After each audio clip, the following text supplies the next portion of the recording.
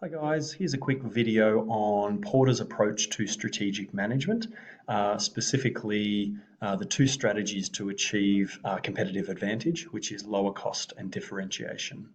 So before we get going, we've just got to kind of remember what Porter is here for and all about. And essentially what Porter's about is, all right, well, when you're going to change an organization to improve it for whatever reason, what he says is there are two key ways you can approach that change in order to gain a competitive advantage, so to improve the business. And those two are lower cost and differentiation. All right, so here are some key points. Porter's theory attempts to explain how businesses may manage change as they attempt to gain a competitive advantage, which is what we kind of just said. Now, after analysing the environment and competitive forces on a business, the business can identify where their strengths lie. So this is the section that's kind of the second page of the textbook, which, the five forces and the five force analysis. Look, guys, this is not directly accessible. So what I mean by that is we can't ask you a question about the five forces of Porter, okay? But to provide a bit of context as to what that is, that's a step in the process that Porter says, which will enable the business to find out whether they should pursue a lower cost or differentiation strategy. But when it comes to your VCE, we can't ask you a question about it. However, if there is a question asking you to talk about Porter's approach to strategic management or how to obtain a competitive advantage, you can talk about this and get marks for it. All right, so just to clarify, we can't ask questions about forces, but if it's a broad kind of describe or outline question, you can talk about them and get marks for them. And thirdly, based on this information of figuring out where the strengths of the business and the threats from outside the business are, the business can choose whether they choose a lower cost or a differentiation strategy to give the business its best edge over its competition. So this is where the focus of the study is for VCE, is around these two strategies, and they're very, very different, and we're going to go through them separately now. Okay, so the lower cost strategy. This is just straight from the revision PowerPoint. Why would you choose this as a business? And you would choose this if differentiation between competitors is low. And what I mean by that is if lots of people are all kind of doing the same thing. So if lots of organizations are kind of doing the same thing, you can't make your business different in anything other than price. So at its most basic level, a fresh fruit and vegetable market would be an example of pursuing a lower cost strategy. And anyone that's been to the Dandenong market or any other market will see that if you've got two fruit stores next to each other and one lowers their price by, $2 a kilo, then the other will do the same because that's all they've got to compete on. They don't have anything else, okay? They're all selling the same things.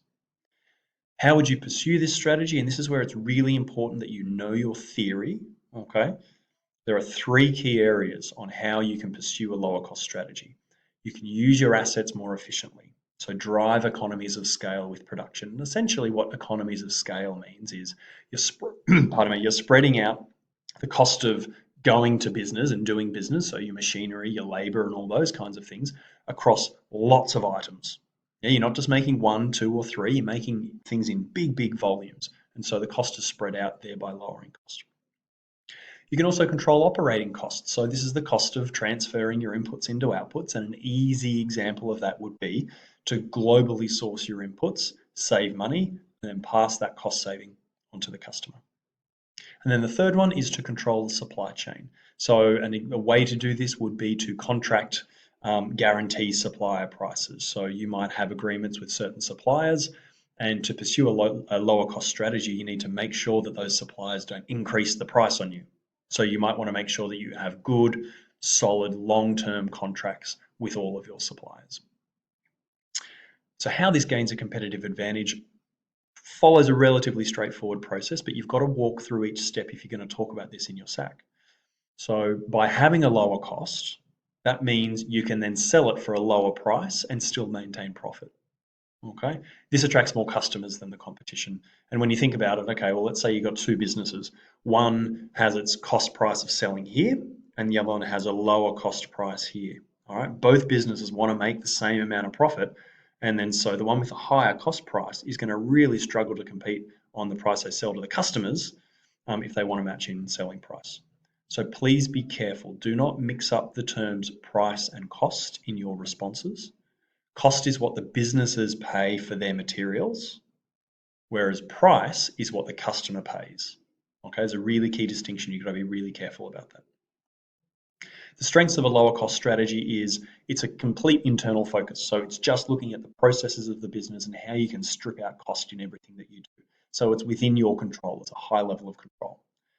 Customers can't drive you down for deeper and lower prices because if you are successfully pursuing this strategy, you're already the cheapest.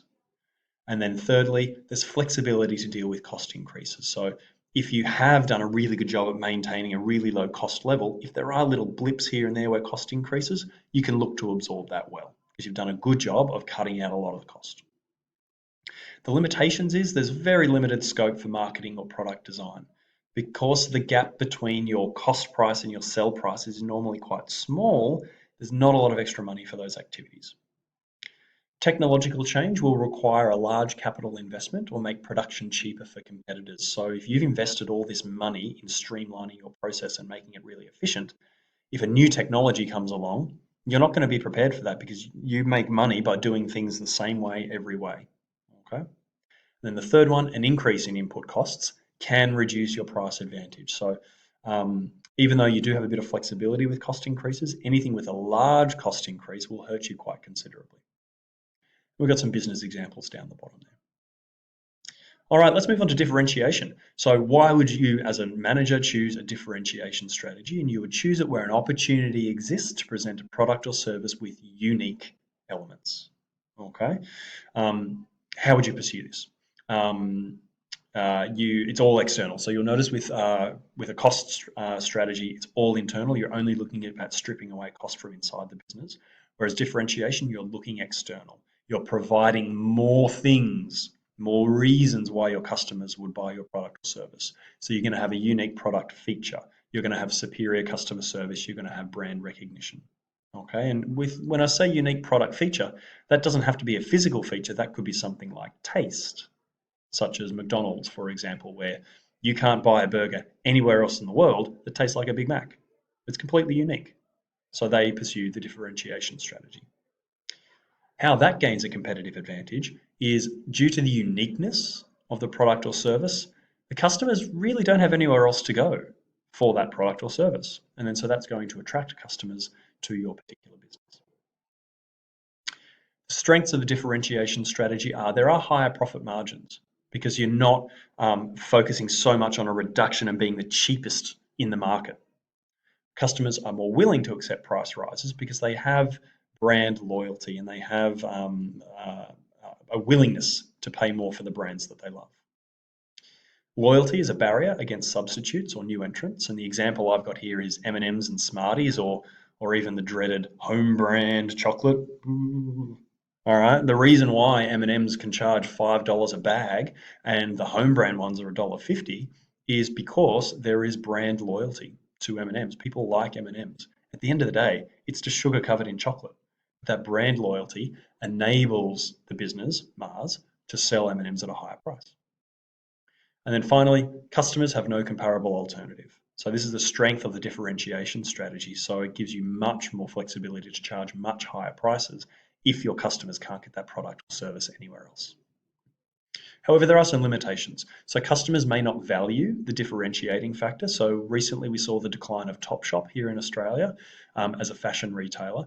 And Topshop's big strategy was getting from runway to store in a matter of 4 weeks. That's a huge differentiating factor. But if no one actually cares about it, then what's the point?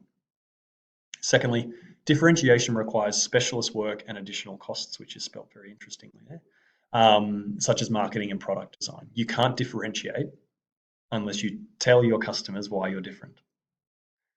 And thirdly, competitors can copy. So Pepsi Max were actually the first to come out with a no sugar cola that tasted similar to the original. They did it before Coke Zero. So what did Coke Zero do? They just copied them.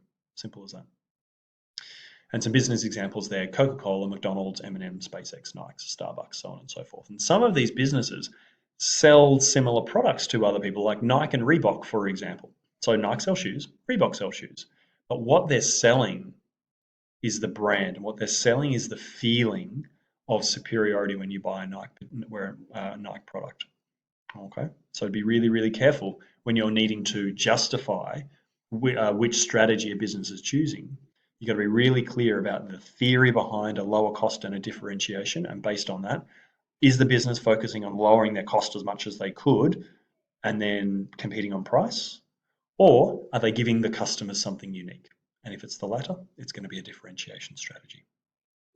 All right, guys, a long video. I hope that was useful. Any questions, please reach out. Otherwise, good luck in your preparation.